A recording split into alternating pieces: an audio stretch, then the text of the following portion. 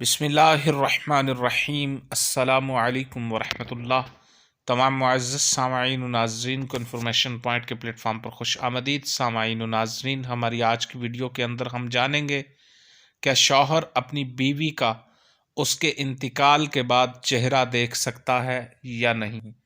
سامعین و ناظرین، حضرت علامہ مفتی امجد علی اعظمی علیہ الرحمہ اپنی شہرہ آفاق کتاب بہار شریعت میں لکھتے ہیں کہ عوام میں جو یہ مشہور ہے کہ شوہر عورت کے جنازے کو نہ کندھا دے سکتا ہے، نہ قبر میں اتار سکتا ہے، نہ منہ دیکھ سکتا ہے، یہ محض غلط ہے۔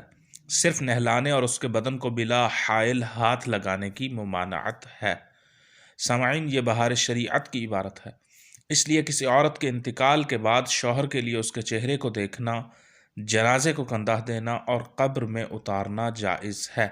شریعت مطہرہ نے شوہر کے لیے ان امور کی ممانعت نہیں کی، البتہ قبر میں اتارنے اور کندھا وغیرہ دینے کے لیے میت کا والد، بھائی، بیٹے یا دیگر محارم شوہر پر مقدم ہیں۔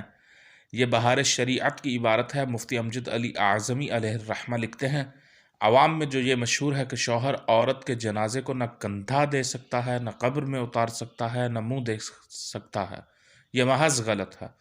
صرف نہلانے اور اس کے بدن کو بلا حائل ہاتھ لگانے کی ممانعت ہے۔